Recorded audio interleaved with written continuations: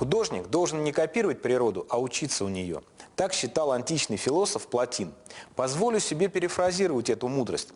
Современный художник должен не копировать жизнь, а учиться у нее. Наш следующий сюжет о художнике Веронике Багиной. Вероника Багина с детства знала, что станет художником. Поставленный ей диагноз ДЦП не помешал.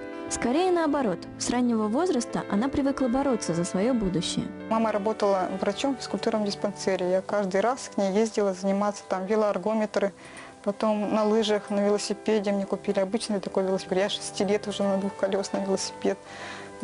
По коням ходили, с мамой договаривались там на ипподроме. Веронике очень хотелось получить высшее художественное образование. И из родной Перми она уехала покорять Москву. Сразу поступила в специализированный институт искусств, где проучилась 6 лет. Эти 6 лет стали для нее временем творческого взрыва.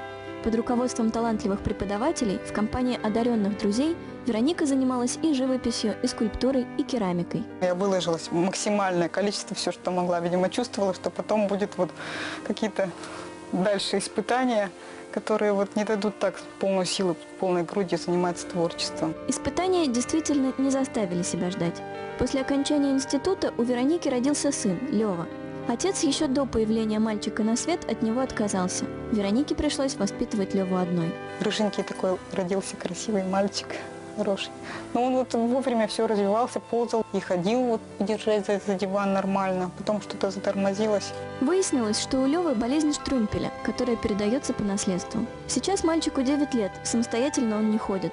Чтобы выбраться на улицу, ему необходима инвалидная коляска. В квартиру, где живет семья, она не помещается. Пермскую трешку получилось поменять лишь на московскую однушку в 13 квадратных метров, да и то без кухни. Так что и коляску, и специальный велосипед, на котором занимается Лёва, приходится хранить в общем коридоре.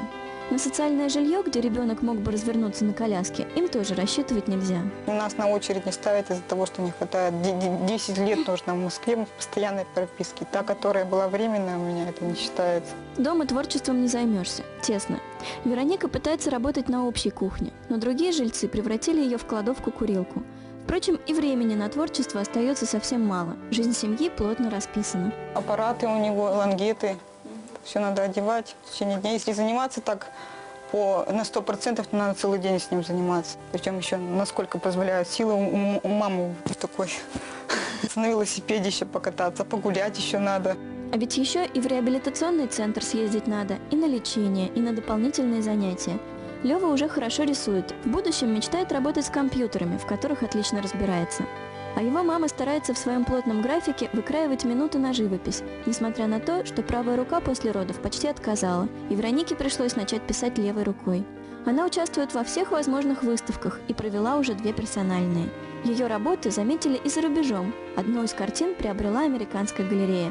Яркие, сочные краски, глубокие сюжеты. Хотя бы ночью, но посидеть, порисовать, успокоиться, это музыку какую-нибудь послушать, там под рисунок. В общем, это, конечно, вот потребность.